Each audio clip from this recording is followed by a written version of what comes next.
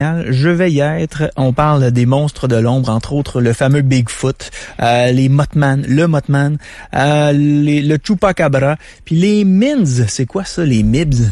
Les Mibs, les Men in Black. Ah, les Men in Black. Eh oui, tu te rappelles sûrement le film qui oui. en vedette Will Smith.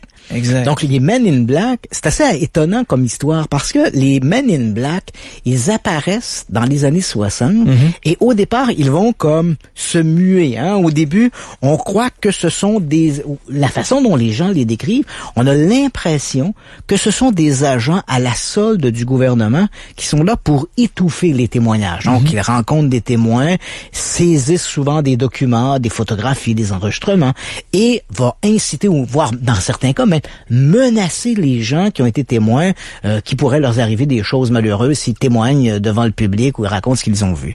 Et puis peu à peu, avec les années qui s'écoulent, ces fameux hommes en noir, on a l'impression qu'ils ne sont plus tout à fait des humains. On a quasiment l'impression que ce sont des extraterrestres qui ont pris forme humaine pour essayer de contrôler l'information qui circule à leur sujet. Bref, ce sont des créatures ou des personnages tout à fait mystérieux à mi-chemin entre l'humain tout à fait normal employé au FBI et la créature débarquée tout droit d'une soucoupe volante.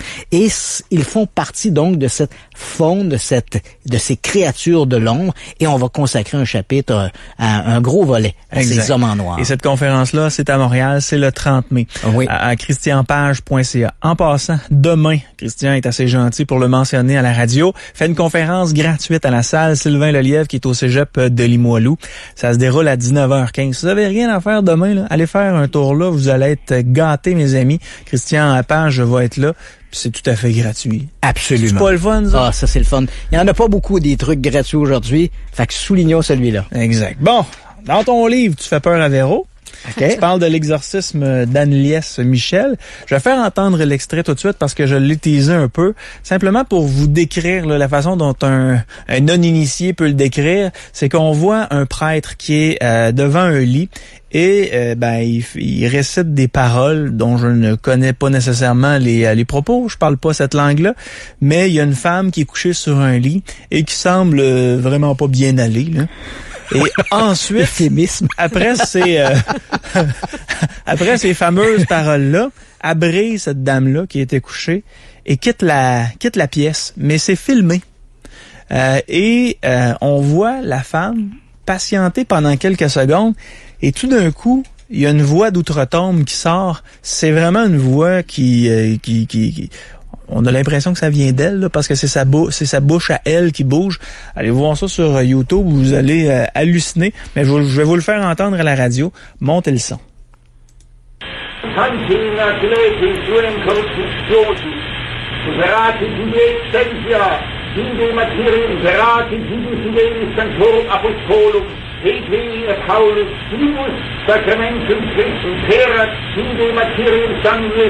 Acquia Sanctorum Sanctum Omnium Intorto.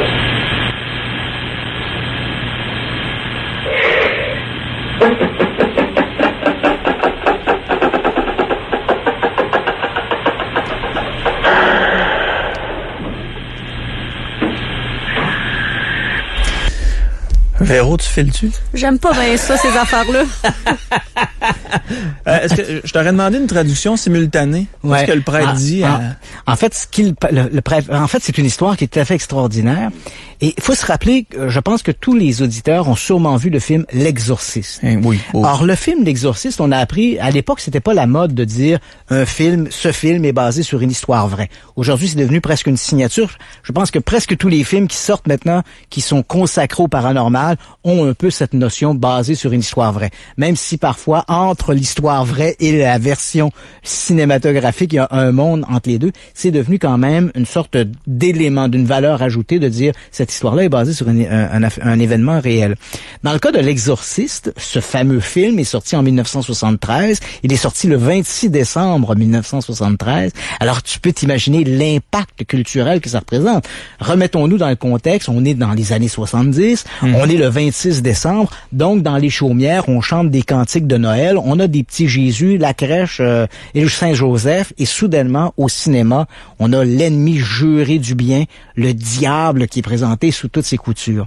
Ce que les gens ne savaient pas, c'est que le film, lorsqu'il est sorti en 1973, ce film était basé sur un événement réel. Donc, en 1949, dans la banlieue de Washington, un petit garçon, un adolescent de 14 ans, avait apparemment été possédé par le démon. Il y avait eu une série de rituels d'exorcisme qui avaient été consacrés, et puis l'enfant avait été éventuellement libéré. Mais on connaissait peu d'événements, on connaissait peu d'éléments de cette histoire-là, si ce n'est de vagues rumeurs qu'on racontait à gauche et à droite. Et en fait, on a appris cette histoire-là parce que William Peter Blatty, l'auteur du roman L'Exorcisme, qui a d'ailleurs écrit le scénario du film, a raconté à un moment donné, un journaliste, il dit « L'histoire de l'exorcisme, je l'ai appris au collège parce que un de mes professeurs, c'est un collège de jésuites, et un des prêtres jésuites qui était là me racontait cette histoire-là parce qu'il avait lui-même participé à cet exorcisme. » Donc, c'est un peu de cette façon-là qu'on l'a appris. Mais on savait pas beaucoup d'éléments, on n'avait pas une vision de l'interne de comment ça se passait. Il aura fallu attendre l'événement d'Annelise Michel dont on a parlé. Cet événement-là se passe au milieu des années 70. En fait, tout ça commence pour Annelise Michel, tout ça commence à la fin des années 60. Elle est victime d'une série de maux. Elle a des sortes de pertes de mémoire. Elle a des moments d'absence, comme si elle s'était évanouie. Et là, soudain, elle commence à raconter qu'elle a des visions de démons grimaçants. Et soudainement, au milieu des années 70, elle va voir des médecins. On n'arrive pas à trouver, à identifier le mal précis dont souffre Annelise Michel, mais les médecins concluent qu'il doit s'agir d'une forme d'épilepsie bénigne, même si on ne réussit pas à le démontrer objectivement par des résultats cliniques, et on va lui prescrire des anticonvulsifs. Mais ça change rien à l'état d'Annelise. Elle continue d'avoir ces moments d'absence et elle fait son entrée à l'université. Elle crie sans raison apparente, s'en prend ses collègues de classe. Peu à peu, il y a un ostracisme qui se fait autour d'elle. Et les parents d'Annelise Michel, qui sont des véritables grenouilles de bénitiers, ça se passe en Allemagne, ça se passe en Bavière. Ces parents qui sont excessivement religieux, eux sont persuadés que les troubles de leur fille n'ont rien à voir avec l'épilepsie, et décident d'en parler à des prêtres autour d'eux. Et finalement, tout ça va remonter, la filière va remonter, et éventuellement, en septembre 1975, l'évêque de Würzburg, Joseph Stengel, va autoriser l'exorcisme. Donc, Annelise sera exorcisée.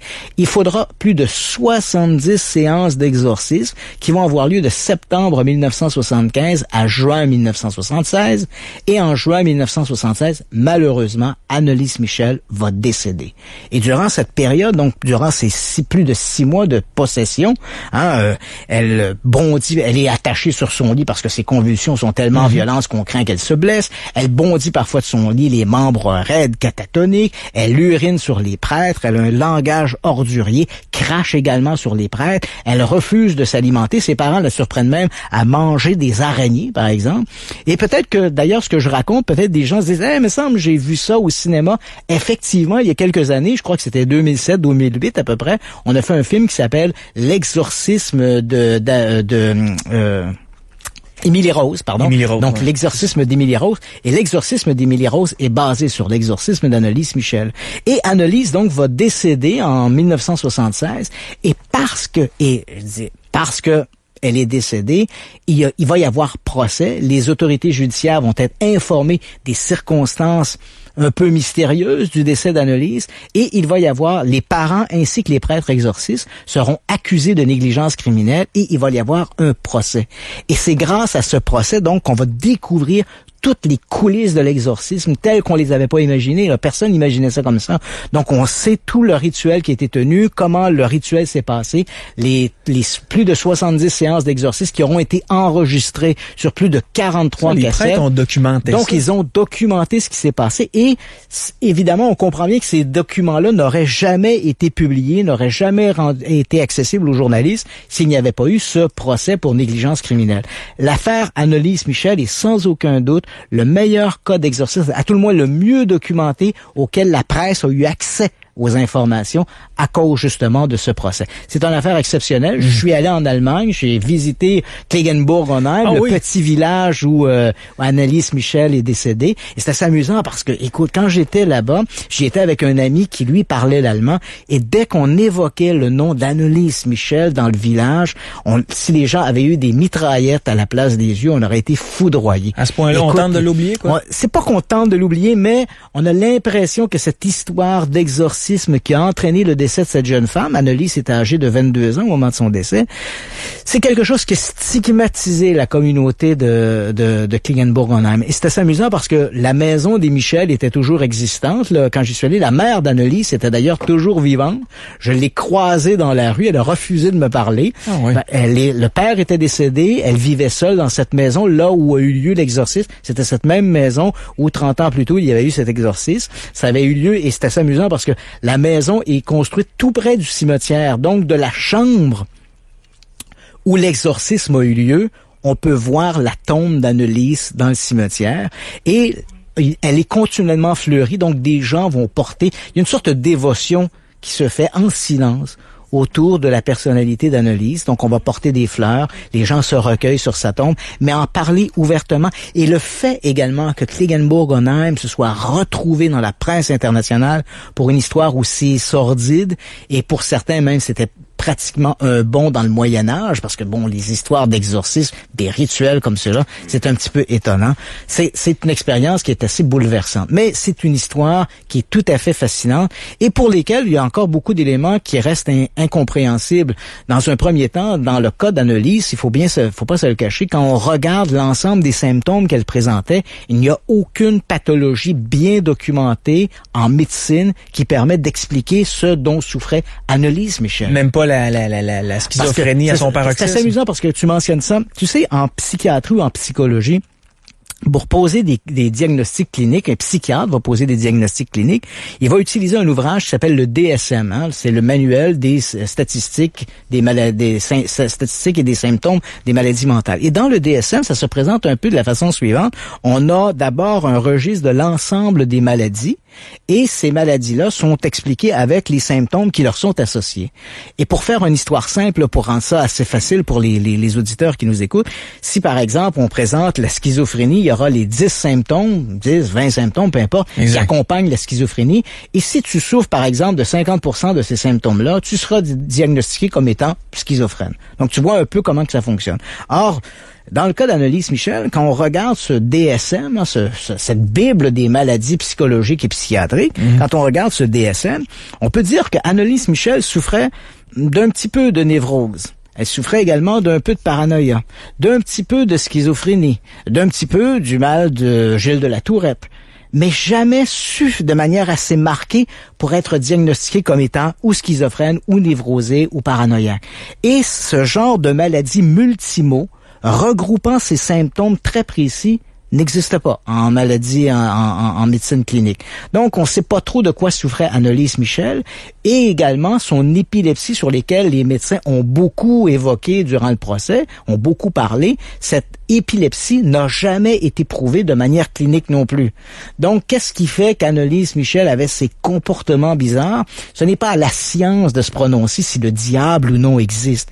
Mais on peut dire à tout le moins qu'Annelies Michel semblait souffrir d'un syndrome de possession, donc d'un ensemble de symptômes qui amènent les gens à croire, à tort ou à raison, qu'ils sont habités par une entité négative. Et dans le cas d'Annelies, elle prétendait être habitée par les esprits de Lucifer, Caïn, Judas, Hitler, Alger Fleischmann, une sorte de prêtre défroqué allemand. Et donc, tu vois, c'était plusieurs entités qui semblaient cohabiter en même temps. Mais avec avec l'éducation qu'elle a eue, tu parlais qu'elle était à l'université, est-ce qu'elle aurait pu connaître tous ces anciens-là? En fait, les personnages qu'Annelies Michel évoquait durant ces transes de possession, parce qu'elle était pas possédée 24 heures sur 24, mais durant les périodes où elle était possédée, elle évoquait ces personnages-là. C'était des personnages qu'elle connaissait, qui faisaient partie de la culture ou de l'histoire allemande. Maintenant, la façon dont les symptômes étaient présentés, ça reste un cas excessivement difficile à expliquer de manière objective. Certains diront qu'il s'agissait simplement de troubles mentaux, d'une sorte de psychose qui faisait qu'Annelise Michel était persuadée d'être possédée par ces esprits malveillants. Mais en même temps, quand on regarde l'ensemble des symptômes, on s'aperçoit que ça ne s'explique pas aussi aisément. Il y a quelque chose qui nous échappe dans le cas d'Annelise Michel. Est-ce que le Vatican fait encore ce genre d'activité-là, des exorcismes? Parce que je pense que c'est l'an passé, j'ai lu quelque chose par rapport à ça, que le Vatican aurait autorisé un exorcisme. C'est amusant que tu mentionnes ça parce que, en fait, l'exorcisme est plus populaire que jamais. Ah oui. C'est assez amusant parce que sous le règne de Jean-Paul II, si on recule de 30 ans en arrière, sous le règne de Jean-Paul II, l'exorcisme était une activité, entre guillemets, rarissime. Disons que Jean-Paul n'était pas très ouvert ou très friand des exorcismes. Néanmoins, c'est lui qui a demandé une revision du rituel de l'exorcisme. Faut dire qu'il en avait bien besoin, ce rituel, parce qu'il datait de la fin du 17e siècle. Donc, il n'avait pas été remis à jour depuis 250 ans. Donc, Jean-Paul II a demandé une révision du rituel de l'exorcisme. Mais en dehors de cette demande, au niveau de la liturgie, de réécrire le rituel de l'exorcisme, et sous le règne pontifical de Jean-Paul II, il n'y avait pas beaucoup d'exorcismes. Et puis finalement, dans ses successeurs, et en particulier sous Benoît XVI, on a une ouverture soudaine vers l'exorcisme. Benoît XVI est plutôt convaincu que oui, le diable se manifeste et oui, le diable peut prendre possession des humains. Et soudainement, on voit une explosion littéralement au Vatican de ces cas de possession diabolique. Et au moment où on se parle, même sous le règne de François, on continue au Vatican d'éduquer des prêtres pour pratiquer ces rituels. En fait, les prêtres ne suffisent pas à la demande au moment où on se parle, tellement il y a des cas de possession qui sont rapportés un peu partout à travers le monde. Est-ce que c'est l'ouverture soudaine de l'Église qui fait que les gens sont plus possédés, ou est-ce que c'est le fait qu'il y ait plus de possédés qui force l'Église à s'ouvrir sur le phénomène lui-même? Ben, ça reste une question de qu'est-ce qui vient avant, l'œuf ou la poule? C'est une grande question. Mais c'est vrai qu'au moment où on se parle, l'exorcisme, les cas de possession diabolique se multiplient un peu partout à travers la planète. Puis ce qui nous est rapporté par rapport aux exorcismes, là, c'est-à-dire la personne peut parler divers langages qu'elle a jamais parlé. Ça, est-ce que c'est vrai ou ça demeure de la légende? Tu vois, ça aussi, c'est assez amusant parce que c'est vrai que l'Église a établi des règles pour dire, avant de conclure qu'une personne est possédée du démon, il faut dire d'ailleurs, quand je t'ai mentionné que Jean-Paul II avait demandé une réécriture du rituel de l'exorcisme, il a également ajouté qu'à partir de ce moment-là, avant de conclure à une possession diabolique, il était important que le sujet à rencontrer des médecins, des psychiatres. En fait, que la médecine se penche sur ce cas clinique avant de conclure à une possession diabolique. Cela étant dit, c'est vrai que l'Église a établi un certain nombre de symptômes que doit présenter le possédé avant de conclure à la possession. Parmi ceux-là, on dit que la personne, le possédé, doit faire preuve d'une force physique au-delà de son propre gabarit. Quelque chose d'anormal. Ça reste très subjectif comme symptôme. On dit également que cette personne-là doit parler des langues, une langue qu'elle ne connaît pas ou n'a jamais apprise, une langue vivante ou morte. On dit également que cette personne-là doit régurgiter des objets, des clous, bref, des objets qui n'appartiennent pas au corps. Cette personne-là doit également doit avoir une sorte de don de vision. Donc, elle est capable de dire des choses, de raconter des événements dont elle n'est pas au courant, une sorte de perception extrasensorielle.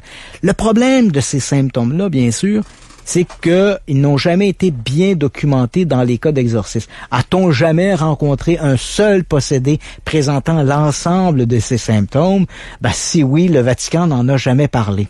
Et tu sais qu'au moment où on se parle, l'exorciste en chef du Vatican, le père Gabriel Amorth, qui lui prétend avoir fait des milliers d'exorcismes durant sa carrière, dit lorsqu'on lui parle de ces cas-là, on dit oui, mais monsieur, Don Gabriel Amorth, avez-vous jamais rencontré un possédé qui présentait tous ces symptômes-là?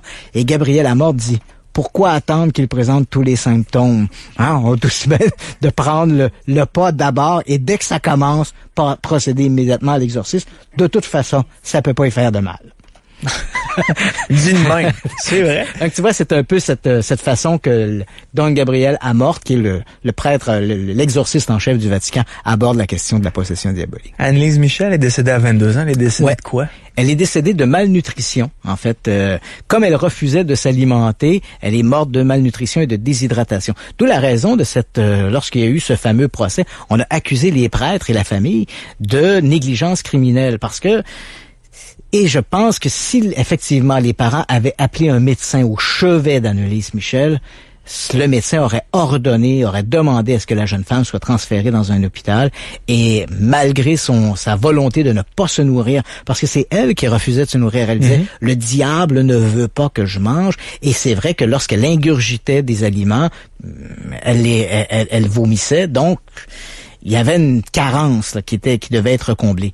Je pense que des médecins là, auraient forcé sa nutrition, même si on avait dû passer par l'intubé, on l'aurait probablement intubé dans un hôpital, mais ultimement, Annelise Michel aurait certainement survécu à cette situation. Mais les parents n'ont rien fait. Ils ont laissé les choses courir et c'est assez dramatique de voir, on a cette jolie jeune femme qui semble pétante de santé et 6 mois plus tard, quand on regarde les photos de cette même Annelise Michel, on a l'impression de voir, passe-moi l'expression, mais tu sais, ces fameux squelettes humains qu'on a observé à la libération des camps d'Auschwitz et de Buchenwald, ces camps nazis où les gens n'avaient plus que la peau sur les os. C'était véritablement des squelettes humains. Annelise Michel ressemble à ça. On a l'impression de voir une survivante des camps de la mort, alors que quelques mois plus tôt, c'était une jeune femme rayonnante. Allô, Zoix? Allô, Yann? Salut! Ouais, ça va? Toujours les invités intéressants. C'est grâce à Véro et à la qualité des invités. Oui. Christian, ça va? Oui. C'est le fun de vous entendre avec Yann, parce que contrairement à Benoît Dutrisac à Montréal, il vous coupe pas. Yann, on vous écoute. Une bonne oreille. Bon. Écoute, Christian, j'ai une question à vous poser et une anecdote à vous conter bien courte. Il y a quelques mois au canal Discovery, et ça parlait des gens qui avaient vu des choses. Puis, dans le coin de l'Arizona puis Utah, il y a des gens qui ont vu apparemment un ptérodactyle. Vous n'avez entendu parler de ça? Oui, absolument. Bon. Moi, il y a 8 ans, là, je vous parle plus de quelques mois, il y a 8 ans, j'ai été dans ce coin-là parce que camionneur, puis j'ai tout de suite appelé ma femme parce que j'ai vu un genre d'oiseau, puis il ressemblait à ça. Il a passé direct devant ma face en rangement, puis il est reparti vers le haut, puis j'ai cru avoir eu la berlue. Fait que là, j'ai téléphoné ma femme tout de suite, puis je ne devinerai jamais qu'est-ce que j'ai vu, mais je pense que j'ai eu une vision, ça se peut pas. Elle dit, c'est quoi, t'as vu? J'ai vu un oiseau qui ressemblait à un ptérodactyle. Quand on a vu le reportage il y a quelques mois, ma femme m'a dit, tu m'avais déjà appelé pour me dire, t'as vu quelque chose comme ça? J'ai dit oui, mais là, on a regardé ça avec intérêt, et on se demande si c'est vrai ou non. Christian, pourriez-vous m'éclairer?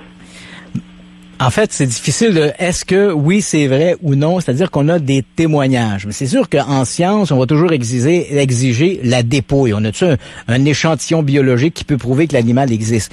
Mais ce que vous racontez, donc vos observations, il y a même un ouvrage entier qui a été consacré à ces apparitions de ptérodactyles, que ce soit aux États-Unis ou à l'étranger. Au moment où on se parle d'ailleurs, les observations les plus fréquentes de ces animaux proviennent soit de l'Australie, soit de la Nouvelle-Guinée. Mais effectivement, il y a des récits d'observations qui se retrouvent dans le sud des États-Unis. Et moi-même, j'ai rencontré une dame qui disait en avoir vu un de ces grands oiseaux de style ptérodactyle qu'elle avait observé tout près de la côte au sud de Vancouver, donc en Colombie-Britannique. Donc, ces témoignages se multiplient, mais c'est sûr que pour avoir une réponse définitive, il faudrait avoir ou bien un échantillon biologique ou avoir une carcasse de l'animal. Et c'est le même problème qui frappe tous les les créatures, disons, de la cryptozoologie. Que l'on parle de ces grands oiseaux volants, certains les appellent des ptérodactyles, d'autres les appellent les thunderbirds ou les raptors. Bon, c'est difficile tant aussi longtemps qu'on n'a pas une carcasse de cet animal-là, mais pas plus, par exemple, que le fameux Yeti ou le Sasquatch, le monstre du Loch Ness, ou peu importe le monstre lacus qu'on évoque, tant et aussi longtemps qu'on n'a pas une carcasse ou un échantillon biologique, c'est très difficile de pouvoir trancher sur la réalité ou non de ces grands animaux mystérieux. Quand ma femme m'a demandé, je l'ai posé, j'ai dit, tu folle, tout. Deuxièmement, j'avais pas le temps, ça a passé vite. Puis j'ai demandé, je vais débarquer du truck puis me faire ramasser par ça. Fait que, je vais continuer à vous écouter avec intérêt. Merci. Ben, merci beaucoup d'avoir appelé. Merci beaucoup. Bonne soirée. Christian, je me demandais, parce que tu as fait plusieurs voyages, les rencontres les plus troublantes que tu as faites durant ta carrière en 40 ans, là, où tu te dis, oh boy, je viens d'assister à quelque chose dont je pensais jamais pouvoir assister. Wow, ça, quelque chose qui t'a marqué, là. Ben, en fait, tu vois, c'est d'abord, bon, que ce soit des trucs comme Annelise Michel, tout ça, donc de côtoyer des gens qui ont été près de ces événements qui ont marqué l'histoire du paranormal, c'est toujours un peu très surprenant. Mais si je devais choisir là, des événements qui m'ont marqué plus que d'autres, je te dirais que d'avoir participé à une chasse au Sasquatch en Colombie-Britannique, dans les forêts, tout près des glaciers, des montagnes rocheuses, c'est des trucs qu'on n'oublie pas. Tu sais, donc d'avoir moi-même pris part à des investigations de ce type-là pour essayer de trouver de ces animaux-là de la cryptozoologie, c'est quelque chose de très surprenant. T'avais-tu mis ton casque de poêle? Hein? Non, mais j'avais mis mes raquettes. Parce qu'effectivement, je me rappelle quand on avait fait ce truc-là, on était, pour les gens qui connaissent un peu la Colombie-Britannique, on s'était installé au pied des montagnes rocheuses près de Prince Rupert. Ça se trouve complètement dans le nord de la Colombie-Britannique. C'est très difficile d'accès. Il faut prendre un avion de Vancouver. On atterrit sur une petite île où se trouve l'aérodrome. En fait, l'aérodrome est uniquement sur cette île et ensuite on doit prendre un traversier qui nous amène jusqu'à Prince Rupert. On a l'impression d'être au bout du monde. Et là, on est réellement, parce que les gens qui visitent Vancouver nous disent, ce sont les montagnes rocheuses, mais en réalité, c'est pas tout à fait pour les gens qui vivent en Colombie-Britannique, les montagnes que l'on voit à Vancouver ne sont pas les montagnes rocheuses. C'est ce qu'on appelle la côte, la chaîne côtière, la coastal range. Donc, ce sont pas vraiment les montagnes rocheuses. Les montagnes rocheuses sont beaucoup plus au nord. Et là, on est tout près de la frontière de l'Alaska quand on arrive aux montagnes rocheuses. Et c'est un environnement, c'est un paysage à couper le souffle. Donc, à la fois chasser le Sasquatch dans de telles régions, c'était extraordinaire. C'est peut-être un des souvenirs que je n'oublierai jamais. Oui. Puis avez-vous trouvé quelque chose, des traces, quelque chose? Non, malheureusement, on n'a absolument rien trouvé. J'ai rencontré beaucoup de gens et d'Autochtones qui disaient avoir eu des rencontres avec le Sasquatch, mais moi, personnellement, je n'ai trouvé ni empreinte, ni échantillon biologique, poil ou quoi que ce soit du genre qui m'aurait laissé croire que la mythique créature était dans les environs. Parce qu'il y a une fameuse vidéo du Sasquatch là, qu'il y a sur YouTube. Est-ce que ça a été démenti, cette vidéo-là? Ça, c'est pense-moi l'expression, le maudit film Patterson. Exact. Et je vais t'expliquer pourquoi je dis le maudit film Patterson. Parce que ce film-là, c'est comme l'épine dans le pied. En ce sens que ce film-là, malgré tous les détracteurs au fil des ans, on n'a jamais réussi à démontrer que le film était une fraude. Je rappelle un peu le contexte du film. On est en octobre 1967. Le type qui tient la caméra s'appelle Roger Patterson. C'est un type qui s'intéresse au Bigfoot. C'est le nom qu'on lui donne aux États-Unis. Il s'intéresse donc au Bigfoot. Il a écrit un petit ouvrage, une monographie, 1 an ou 2 auparavant, qui s'intitule « Est-ce que l'abominable homme des bois d'Amérique existe ?» Et il s'intéresse au sujet. Et là, soudainement, on entend parler que des empreintes ont été découvertes dans le nord de l'État de la Californie, à Blue Creek Mountain. Et là, il se dit, je vais louer une caméra, je vais me rendre là, je vais filmer ces empreintes-là. Il a l'intention de faire un documentaire sur le Sasquatch.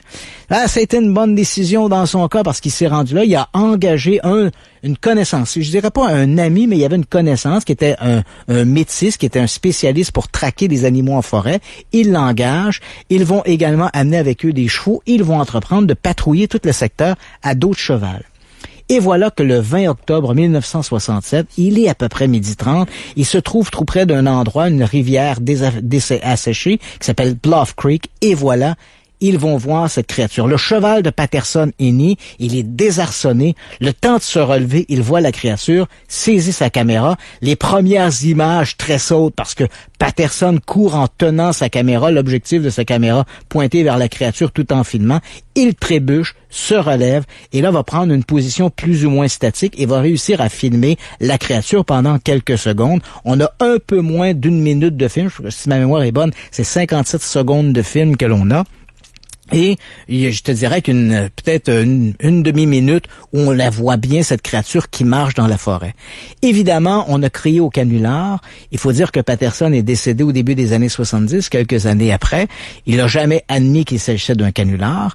Avec les années, toutes sortes de gens sont sortis de l'ombre pour dire « Ah, c'était moi le type dans le costume du film Patterson ». Mais s'il faut tenir compte de ces témoignages-là, il devait être une demi-douzaine dans le costume parce qu'on a une demi-douzaine de personnes qui affirment avoir été dans le costume. Et dans les faits, jamais personne n'a réussi à démontrer qu'il s'agissait d'un canular. Et au contraire, plus les qualités de l'optique augmentent, plus on peut numériser ces images-là et aller chercher des détails qu'on ne voyait pas sur la pellicule originale, parce que le film était tourné en 16 mm. Originalement, c'était un peu flou. Aujourd'hui, on peut numériser ces images-là, aller chercher des petits détails qu'on voyait pas sur les images originales. Et plus on améliore cette qualité, plus les détails que l'on voit nous amène à croire que le film est authentique. Tant la démarche, la façon dont le poil se... Faut se rappeler qu'on est en 1967. À l'époque, faut se rappeler que ce qui était à peu près le mieux au cinéma, c'était La planète des singes, la version originale. Et on voyait... Et ce n'était que des masques. On n'avait pas tout le corps. On n'avait que les masques et les mains. Et on voyait bien que c'était quand même si c'était bien réussi, hein, c'était pour l'époque, ça s'est mérité l'Oscar des meilleurs maquillages à l'époque. Mais malgré ça, on voyait que c'était un trucage hollywoodien. On voyait que c'était un costume.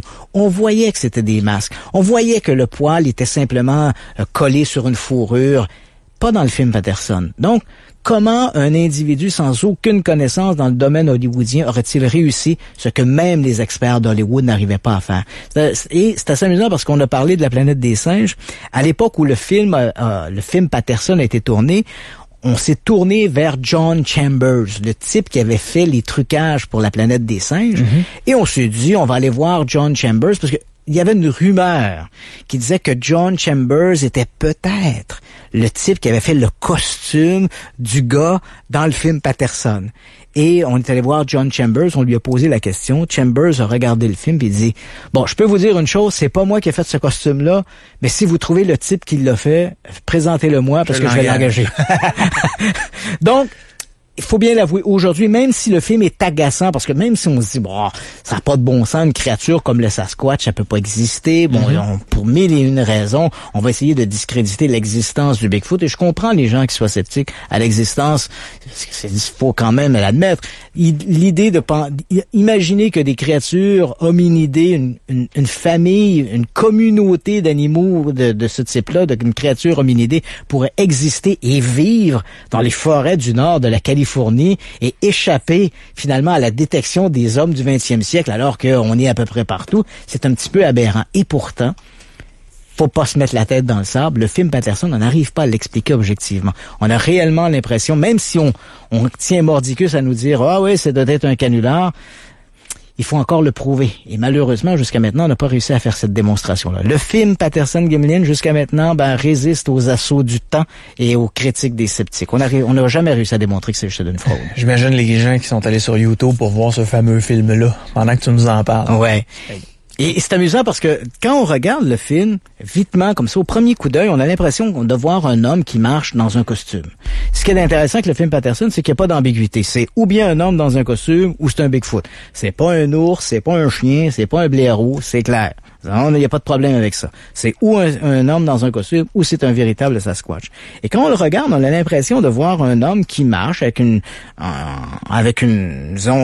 démarche tout à fait normale. Et pourtant, quand on regarde comme si on s'arrête aux images, on s'aperçoit qu'il y a quelque chose d'anormal dans cette démarche-là. Par exemple, la créature ne déplie jamais complètement la jambe comme le ferait un humain normal. Elle est toujours en partie, les jambes sont toujours un peu repliées. Pour qu'un humain puisse marcher comme ça, en donnant cette impression de fluidité, il aurait fait, essaie de marcher de cette manière-là, sans déplier. Arque un peu tes jambes, replie un peu les genoux et marche en essayant de donner une allure tout à fait naturelle à ta démarche. Tu vas voir que c'est excessivement compliqué. Et c'est pourtant ce que l'on voit dans le film Patterson. Pour marcher de cette manière-là, il aurait fallu que le comédien, l'homme dans le costume, s'entraîne pendant des mois pour réussir à donner cette impression-là. Et ensuite, quand tu regardes la créature, parce que là, on la voit au complet, on voit le mouvement des épaules, et comme je l'ai mentionné, comme on est capable maintenant de numériser les images qui circulent sur Internet sont de meilleure qualité que le film l'était en 67, et on voit clairement les muscles de la créature qui travaillent sous ses épaules. Donc, pour réussir un tel trucage, il aurait fallu coller poil par poil sur le dos du comédien qui aurait accepté de jouer le rôle du film Patterson. C'est très difficile. Pour l'instant, on reste dans l'ambiguïté. Je dis pas que le film est authentique. La fraude est toujours possible. Mais pour l'instant, on n'a pas réussi de manière éloquente à démontrer que le film était une fraude, malgré les témoignages. Mais je sens qu'il te fatigue, ce film-là. Oui, il me fatigue parce que à toutes les fois où j'aborde la question du Sasquatch et Bigfoot, je me dis tout le temps, bon, c'est sûr que ces récits-là, il manque de preuves pour étayer l'existence de la créature. Ensuite de ça, il y a des règles qui sont simples. Hein. Par exemple, si on demande à des biologistes, des spécialistes de la vie en forêt, ils vont nous dire que pour qu'une communauté de créatures, parce qu'elle peut pas vivre éternellement, cette créature-là, elle doit bien vivre en communauté, elle doit se reproduire, et uniquement pour l'État de la Californie ou le nord de la Californie, il faudrait qu'il y ait quelque chose comme 3000 individus pour qu'on puisse avoir une population viable. 3000 individus, tu te dis, mais semble, à un moment donné, on en verrait bien de temps en temps, à tout le moins, de manière plus fréquente que qu'est-ce qui est rapporté dans la presse. On devrait trouver des carcasses, on devrait trouver des échantillons biologiques. Rien de ça n'a jamais été produit. Toutes les fois qu'on nous a présenté des poils, et là tout récemment, ils viennent d'avoir une étude qui a été faite à l'université Cambridge, on avait demandé, des spécialistes en génétique avaient demandé à tous les amateurs qui traquent le Sasquatch, Bigfoot, Yeti, peu importe, ces fameux hominidés inconnus qu'on retrouve dans à peu près tous les grands pays du monde. L'université Cambridge a demandé à tous ces gens-là, si vous avez des échantillons biologiques, envoyez-les nous et on va procéder à des tests ADN. C'était la première fois qu'une université, que des milieux académiques s'ouvraient de cette manière-là. Ils ont reçu des dizaines d'échantillons. De ces dizaines d'échantillons, plusieurs d'entre eux se sont trouvés, étaient de qualité valable pour une analyse ADN. Et hélas, toutes les analyses ADN ont trouvé dans ces poils-là autre chose que des poils de Sasquatch. C'était ou bien des poils de vache, des poils de bœuf, des poils de chien, des poils de n'importe quoi. Mais personne ne s'entend. Non, on a trouvé, l'analyse ADN dit, bon, ça c'est un poil de vache, ça c'est un poil de yak, ça c'est un poil d'ours, mais on n'a trouvé aucun poil provenant d'un hominidé inconnu non répertorié par la science. Est-ce que ça veut dire que le Sasquatch n'existe pas? Non. Ça veut simplement dire que les échantillons qui ont été soumis à l'analyse ADN, il n'y en avait pas d'exotique parmi ces échantillons-là. Exact. Donc, il faut quand même rester prudent. Toutes les fois où on a proposé des analyses sur des soi-disant échantillons biologiques du Bigfoot ou du Sasquatch, ça s'est toujours avéré être autre chose que des poils d'hominidés inconnus. Pas dire que le Sasquatch n'existe pas, mais on reste prudent. Mais le film Patterson, malheureusement, j'arrive pas à l'expliquer objectivement. J'aimerais bien arriver à dire, trancher définitivement, voilà, c'est une fraude, merci, bonsoir, on tire le rideau là-dessus, passons à autre chose. Mais malheureusement, je ne jouerai pas le jeu des sceptiques en me mettant la tête dans le sable ou en criant comme ça que c'est une fraude sans pouvoir le démontrer objectivement. Bon, as-tu des droits d'auteur là-dessus? Parce que je vais aller voir ça en soir, moi, là. Ouais, le film Patterson, c'est vraiment une pièce, extraordinaire. Le film Patterson, il y a peu d'éléments. Tu sais, quand on parle des phénomènes paranormaux, c'est souvent, disons, la cascade, le carrousel des photos floues et des films mauvais. Mais dans le cas du film Patterson, c'est un bon film. On voit bien la créature. Il y a plusieurs secondes où on la voit très distinctement. On peut voir les poils sur la créature. On la voit bien se déplacer. Et comme je l'ai mentionné, il n'y a pas de possibilité que ce soit autre chose. C'est ou un homme dans un costume ou c'est un véritable Sasquatch. Malheureusement, on n'arrive pas à trancher définitivement en faveur de la fraude. Véro, avant la pause, est-ce qu'on a des questions des auditeurs? Oui, on en a plusieurs. Il y a quelqu'un tout à l'heure qui a téléphoné à savoir si à l'opposé des cas d'exorcisme, c'était possible d'être lié au bien. Ben, j'imagine. Les gens diront, les prêtres, les curés ne sont-ils pas les représentants de Dieu? Et somme toute, selon l'Église catholique, nous sommes tous possédés par l'Esprit Saint. Donc, de quelque manière, là, à partir du moment où on est baptisé, on reçoit en nous l'Esprit Saint. Donc, on peut donc dire qu'on est tous possédés de l'Esprit Saint. Ben, moi, je peux dire que je suis possédé. Ce qui donc... Du biscuit à l'érable, là. Leclerc, là. Et boy. Il rentre bien, hein? Ça, là, je rentre dans la maison et il me parle. D'une voix gutturale. Mange-moi, mange-moi. Donc, oui, d'une certaine façon, on peut dire on est tous quelque part possédés du bien si on a reçu l'Esprit Saint. Oui, à ce niveau-là, il n'y a pas de problème là-dessus. Puis il y avait aussi une question à propos des cloches du Troisième Reich. Qu'est-ce que vous en pensez? Ah, les cloches du Troisième Reich. Ça, c'est assez amusant parce que c'est un phénomène qui s'est développé, disons, depuis les 30 ou 40 dernières années. C'est une sorte de mythologie qui entoure le Troisième Reich. On attribue aux Allemands, aux nazis, le développement de technologies tout à fait extraordinaires. Les Allemands auraient eu des bases en Antarctique, auraient développé des objets volants, des sortes de soucoupes volantes, des cloches, une sorte d'ovni, un véhicule pour se transporter dans l'espace. Certains vont même se téléporter à travers le temps. Ces appareils-là ressemblaient un peu à des cloches. Donc, on a vu des dessins, des croquis de ces objets-là. Mais est-ce que ces objets-là ont réellement existé ou est-ce que ce sont des inventions d'un mythe moderne?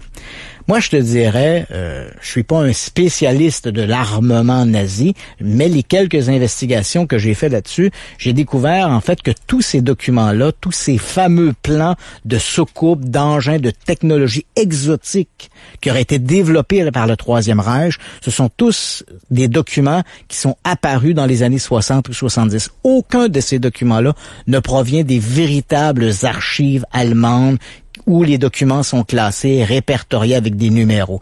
Donc, à partir du moment où des documents se mettent à circuler comme ça sous le manteau, mais qu'on n'a pas de document de référence, c'est très difficile de savoir est-ce que c'est un document authentique ou non, est-ce que c'est une invention, est-ce que ce sont quelques étudiants en ingénierie qui ont décidé de faire une bonne blague, puis ont fait un plan d'un engin comme ça, et qui depuis circulent, c'est très difficile. Une chose est certaine, ces documents-là n'ont aucune référence officielle, donc il est impossible de vérifier dans les véritables archives reconnues pour déterminer si oui ou non ces documents-là sont authentiques. Deuxièmement, posons-nous la question, si les Allemands avaient bénéficié d'une technologie si extraordinaire, comment aurait-il pu prévoir la fin? Ouais, comment aurait-il pu finalement éviter ils auraient certainement pu éviter la débâcle de la fin. Exact. Ils auraient certainement gagné le conflit. Alors rappelons-nous que dans les derniers jours de la guerre, la situation était rendue tellement désespérée que le Troisième Reich envoyait des gamins âgés de 12-13 ans se combattre dans les rues de Berlin pour essayer d'affronter les armées russes qui entraient dans la ville. On n'a pas l'impression qu'on est en présence d'une superpuissance disposant d'une technologie fabuleuse. Donc, à mon avis, ça me paraît davantage être une sorte d'invention moderne, contemporaine de ce qui s'est réellement passé par rapport au développement technologique. Les Allemands avaient inventé bien sûr le V2, mais le V2 est arrivé le V2, ce sont ces fameuses fusées que les Allemands avaient inventées à la toute fin de la guerre et ils les ont utilisées pour bombarder Londres. Donc ils en avaient placé le long de la Manche en France et bombardaient l'Angleterre. Mais c'était vraiment dans la toute fin de la Deuxième Guerre mondiale et à ce moment-là, le conflit était déjà perdu d'avance. Les Allemands finalement ont inventé le V2 trop tard pour changer l'issue de la guerre.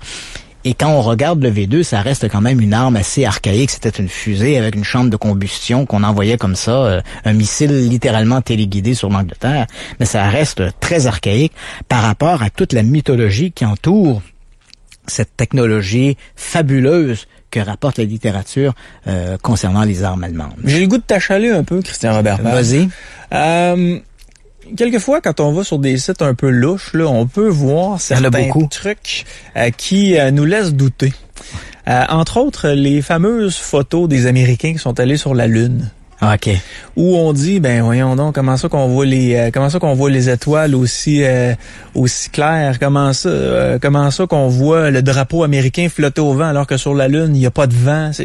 Est-ce que ça, là, toi, tu t'es déjà penché là-dessus? Ouais, en fait, ça, là, on entre dans le volet complot. Sommes-nous allés sur la Lune? Est-ce que le 11 septembre 2001, est-ce que les tours du World Trade Center ont été détruites par des terroristes ou est-ce que c'est un inside job, un travail de l'intérieur orchestré par les autorités américaines? Il y en a qui croient ça, là. Donc là, on entre dans le domaine du complot. Et ils sont très nombreux, les tenants du complot. Bon, Je n'entrerai pas sur le World Trade Center parce que c'est devenu presque un acte de foi. Il y a quelques reprises, lorsque j'ai évoqué en ondes les histoires du World Trade Center, tu deviens presque... Le discours est excessivement polarisé. Ou tu y crois, ou bien tu es avec moi ou tu es contre moi. Et si tu es contre moi, si tu es contre mon hypothèse, ben tu deviens un peu l'ennemi à battre. Moi, j'ai reçu, par exemple, des menaces, des courriels d'insultes parce que j'avais lancé en ondes que je n'étais pas persuadé que la CIA avait détruit les tours du World Trade Center. Donc, tu vois, ça devient un peu un acte de foi. Mais tu vois, mais je vais te dire plus que ça. Quand j'ai des invités qui me parlent de ça, de théorie du complot, il y a des gens qui m'écrivent, moi, en me disant que ça n'a pas de sens ce qu'on dit là, puis ils m'envoient des vidéos. Ah ouais, c'est ça. Pour prouver que ça aurait été une inside job, voilà. Puis que 3000 personnes étaient au courant, puis que il y a des Juifs qui étaient sortis du... Voilà. Tu vas toujours trouver des éléments pour appuyer ces théories-là. Exact. Mais rappelle-toi que pour une vidéo qui te dit que c'est une inside job, tu peux en trouver 1000 qui vont te dire que c'est pas une inside job. Donc, on choisit ce que l'on veut un peu en fonction des croyances que l'on a. Dans le cas, par exemple, que tu mentionnes, donc l'homme sur la Lune, je pense que c'est assez amusant qu'on en parle encore parce qu'on peut comprendre que les Américains ont cessé d'aller sur la Lune au début des années 1970. La raison, au départ, le programme Apollo était conçu pour envoyer jusqu'à Apollo 20 sur la Lune. Les missions lunaires ont cessé avec Apollo 17 et la raison était essentiellement manque de fonds. On n'avait plus le support du public. Lorsque Neil Armstrong a débarqué sur la Lune en juillet 1969, ça a été la transmission télévisuelle la plus regardée au monde. Dans tous les pays du monde, on a regardé ce petit pas pour un homme et un bond de géant pour l'humanité. Et 3 ans plus tard, avec Apollo 17, en après-midi, des gens ont contacté, par exemple, les stations de télé. Je me rappelle, on avait contacté, si ma mémoire est bonne, la CBS. Les gens se plaignaient qu'on avait retiré leur téléroman de l'après-midi pour montrer des images des hommes qui marchaient sur la Lune.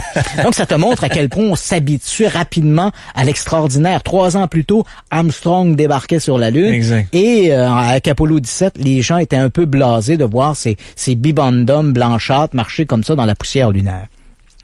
Et comme on n'avait plus le support du Congrès, on n'avait plus le support du public, éventuellement, ce qui devait arriver arriva. On n'a pas eu le support du Congrès et les missions Apollo ont été avortées, terminées avec Apollo 17. Maintenant, comme les Américains se sont retirés et on n'y est pas retourné, c'est assez amusant parce que quand on parle de sommes-nous allés sur la Lune ou non, les tenants de cette théorie du complot que toutes les missions lunaires auraient été filmées dans des hangars, tout ça, pour faire croire à la suprématie américaine, ce sont souvent des gens qui n'étaient pas au monde au moment des missions. Donc, ce sont des gens nés après 1975. C'est assez amusant. Et donc, pour eux, les missions Apollo n'ont jamais été autre chose que des images sur Internet, des images à la télévision, mais ils n'ont pas vécu l'effervescence historique de ce grand moment. Exact. Maintenant, les arguments qu'on nous propose. Rappelons-nous, là, les missions Apollo, et là, je veux pas qu'on ouvre un débat sur les théories du complot. Les missions Apollo, c'est la plus grande réalisation technologique de l'histoire humaine. Des centaines de milliers de gens ont travaillé à ces missions lunaires. Les pieds, par exemple, du LEM lunaire ont été fabriqués en banlieue de Montréal. Les aiguillons qui devaient tester le sol, la poussière lunaire, ont été construits chez Héroux en banlieue de Montréal. Donc, partout à travers le monde, des industries ont mis leur épaule à la roue pour finalement permettre ce débarquement lunaire. Des milliers de gens ont travaillé là-dedans, autant des employés de la NASA que des sous-traitants de ces compagnies-là. Et là, tout d'un coup, on nous dit, non, on n'a pas été sur la Lune, tout ça s'est fait dans un hangar. Et quels sont les arguments qu'on nous présente? Sur les photos des hommes sur la Lune, on voit pas beaucoup les étoiles. C'est vrai. Mais regarde les photographies de la navette spatiale, tu ne les vois pas davantage, les étoiles. Pourquoi? Parce qu'on ne photographie pas les étoiles. On photographie la navette, on photographie les astronautes. Et l'obturateur de ta caméra est conçu pour qu'on voit l'astronaute. Si tu mettais ton temps d'exposition plus grand, tu verrais sans aucun doute les étoiles, mais ton astronaute aurait l'air d'une grosse tache blanchâtre dans ton image. C'est pas ça que l'on veut. Donc, comme on dit, à 2 mots, on choisit le moindre, et je préfère avoir une image nette de mon astronaute sur la Lune, quitte à hypothéquer les étoiles derrière. Bon, c'est facile à comprendre. On fait ça tous les jours, là. Les gens qui connaissent bien la photographie, on doit faire de temps à autre, quand on prend des clichés, on doit équilibrer la prise de vue en fonction de l'objet que l'on veut photographier. Et lorsqu'on était sur la Lune, les astronautes se photographiaient mutuellement, photographiaient des échantillons sur le sol, ils étaient pas là pour photographier les étoiles. Donc, ils faisaient des compromis sur les règles, la manière dont les appareils étaient calibrés pour pouvoir prendre des images qui étaient effectives dans ce sens-là. Ensuite, le drapeau qui bouge sur la Lune. Le drapeau, faut bien comprendre qu'il ne bouge pas par le vent, mais il y a une sorte de tige métallique pour que le drapeau soit droit. On ne veut pas un drapeau qui est tout affaissé sur son mât. Hein. Les Américains veulent bien montrer qu'ils ont été sur la Lune et on veut l'image de cette victoire. Donc, il y a une sorte de tige métallique qui est placée sur le drapeau. Les Américains qui étaient en ce moment-là en compétition avec les Russes. Avec les Russes, oui, absolument. Ouais. C'était qui va conquérir la Lune en premier. Donc, il y a une explication à ça. Et tous les arguments que proposent les tenants du complot pour dire nous ne sommes pas allés sur la Lune, on peut les débouter un après l'autre. Un ombrage qui est pas identique, parce que si on prend sur Terre 2 objets sur un même plan, les ombrages vont courir dans le même sens. Alors, on a certaines photographies sur la Lune où les ombrages sont pas parfaitement alignés. Ce qu'on ne nous dit pas, c'est que si ton sol est raboteux, effectivement, tu peux faire le test toi-même chez vous et j'invite les auditeurs à le faire. Prenez 2 salières. T'es en train de dire que mon terrain est pas droit? Non, mais je sais que t'es en train de construire, d'élaborer une petite barre, là. Mais les gens peuvent faire le travail chez eux, par exemple. Prenez une source de lumière. Il faut pas avoir 15 sources de lumière, là, que ce soit votre plafonnier, une lampe de poche, peu importe. Ouais. Prenez une salière, une poivrière identique, placez-la sur la table de votre cuisine. Si vous l'éclairez avec une lampe de poche ou un plafonnier, vous allez voir que les ombres courent exactement dans le même sens, sont identiques les ombres et vont exactement dans la même orientation. Et prenez un couteau, par exemple, un couteau à beurre qu'on utilise là, pour beurrer nos rôtis et glissez la lame sous une des salières. À partir de là, vous allez un peu, comme on dit en bon français, vous allez un peu la canter sur le côté et vous allez voir que l'ombre va soudainement se distorsionner par rapport à l'autre. Et comme sur la Lune, le sol est pas parfaitement nivelé, quand on prend des photos, la petite Jeep lunaire, l'astronaute sont pas forcément exactement sur un terrain nivelé. C'est tout à fait normal que les ombres courent de façon un peu différente. Donc, tous ces arguments-là peuvent être déboutés les uns après les autres. Et ce qui est d'autant plus étonnant que cette théorie du complot existe encore aujourd'hui, c'est qu'il y a 10 ans, on ne pouvait pas prouver objectivement qu'on avait été sur la Lune. On avait des films, des photos, mais si tu voulais croire que tout ça avait été tourné dans un studio, évidemment, c'était difficile de t'amener un argument contre ça. Aujourd'hui, au moment où on se parle, il y a une dizaine de satellites qui tournent autour de la Lune, qui viennent des États-Unis, de l'Europe, de l'Inde notamment, et ces satellites qui tournent autour de la Lune ont cartographié la surface lunaire avec des caméras à très très haute définition. Et sur ces photographies, on voit les modules d'atterrissage qui sont là. On voit les empreintes laissées par les astronautes. On voit encore les Jeeps et les tracés des Jeeps qui sont là abandonnés. On voit donc les sites d'atterrissage. Alors, imagine-toi, ramenons ça à sa plus simple expression. Exact. Si c'était un complot, si on n'avait pas été sur la Lune, non seulement on aurait dû garder dans le silence des milliers d'employés qui ont travaillé pour la NASA, qui ont collaboré au programme Apollo, alors que l'on sait que c'est difficile de garder un secret entre 3 personnes. Ici, on parle de dizaines de milliers d'employés. Il aurait fallu également que les satellites aujourd'hui qui sont autour de la Lune, tous les pays qui ont envoyé ces satellites autour de la Lune, fassent partie également du complot et que les photos qu'on nous présente qui montrent aujourd'hui les sites d'atterrissage soient également des photographies truquées. Donc, ça n'a plus de sens. On ne parle plus de 1000, 10 000, on parle de 100 000, des milliers, des centaines de milliers de personnes qui seraient impliquées dans ce terrible complot que nous ne sommes pas allés sur la Lune. Ça ne tient pas la route une seule seconde et surtout pas sur la foi de j'ai l'impression qu'il n'y a pas assez d'étoiles. J'ai l'impression qu'il y a un drapeau qui est pas tout à fait dans le bon angle. C'est un peu faible pour essayer de justifier un tel complot. Bon, j'ai perdu 59 minutes de ma vie en écoutant le documentaire qui essayait de mentionner que les Américains avaient jamais été sur la Lune. Mais puis c'est ça, mais c'est amusant parce que aujourd'hui les gens qui nous écoutent peuvent faire cette démarche-là. Donc, s'il suffit d'aller dans Google, taper site d'atterrissage Apollo et vous allez voir de magnifiques photos où on les voit ces sites d'atterrissage. Et c'est surprenant de voir. On voit la Jeep qui était abandonnée juste à côté du LEM lunaire et on voit toutes les traces traces qu'ils ont fait. En particulier, le site d'Apollo 17 est particulièrement intéressant parce que ce sont les astronautes qui ont couvert la plus grande surface. Donc, on voit le LEM, on voit la Jeep à côté, et on voit sur une bonne surface, peut-être 1 kilomètre autour du LEM, on voit toute la trace laissée par les Jeeps lunaires sur la surface lunaire. C'est tout à fait remarquable de voir ça. Puis suggestion de film, Christian, il y a un auditeur qui a appelé pour dire que Capricorne 1 avec O.J. Simpson, semble-t-il que ça raconte l'histoire du complot, le film de 78? Ouais, effectivement, quand à partir du moment où la théorie du complot a commencé à sortir, nous ne sommes pas allés sur la Lune, ben évidemment, il fallait bien s'attendre qu'Hollywood récupère ça, et ils ont fait ce film Capricorne 1, où effectivement, O.J. Simpson tenait un des rôles, parce que bon, l'histoire de Capricorne 1, c'est on envoie 3 astronautes pour la première mission humaine sur Mars, et à la dernière seconde, comme le lancement est, alors qu'on est déjà au compte à rebours, on fait sortir les astronautes du module de lancement parce qu'on a calculé que c'était impossible. Donc, les astronautes pourraient peut-être arriver sur Mars, mais ils pourraient jamais en revenir. Et comme les Américains ne veulent pas perdre la face dans ce programme martien, on amène les astronautes dans une base militaire et on leur fait faire ce débarquement sur Mars sous l'œil des caméras pour duper la population. Les astronautes, ne voulant pas jouer ce jeu-là, éventuellement, vont s'évader de cette base militaire pour essayer de rejoindre la civilisation. Et là, ils sont poursuivis par des agents du gouvernement qui tentent de les assassiner pour que le complot ne soit pas éventé. Donc, il y a O.J. Simpson qui joue là-dedans. James Brolin joue également un rôle. Il est le commandant Brubaker de la mission. Et effectivement, je pense que ce film, Capricorne 1, a alimenté, est venu ajouter à l'idée du complot que nous n'étions pas allés sur la Lune. Mais bon, c'est une fantaisie d'Hollywood. Ça n'a rien à voir avec la réalité. Avant d'aller en pause, t'as jamais pensé être prof d'histoire?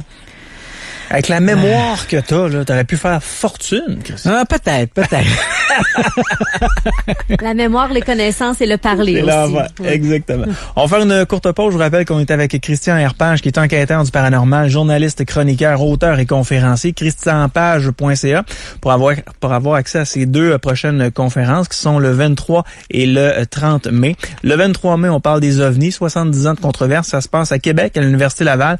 On passe de Roswell jusqu'au Blue Book. Et pour ce qui est du 30 mai, c'est à Montréal, c'est les monstres de l'ombre, Bigfoot, démon de Dover, qui se passe au Massachusetts de mémoire. Hein, oui, effectivement. Massachusetts, le Mothman, les Men in Black. On parlait aussi du Chupacabra. Ben, hâte d'aller assister à cette conférence-là. Et il y a une conférence demain, une conférence gratuite. C'est rare que les choses sont gratuites aujourd'hui. Allez faire un tour au cégep de Limoilou, à la salle Sylvain Lelièvre. C'est à 19h15. Christian sera là pour parler des... c'est quoi le sujet déjà? Le titre de la conférence est « Voyage dans l'inconnu » et on couvre à peu près l'ensemble des phénomènes paranormaux, mais principalement les ovnis, les possessions diaboliques, dont on a parlé un peu ce soir. On va d'ailleurs parler de l'affaire Annelise Michel. Il n'y a pas de biscuit Leclerc. Non. Il va y avoir également les fantômes, les poltergeists, et je vais aussi parler un peu des chasseurs de fantômes. Ah, all right. On revient. Le Show d'or. Radio X.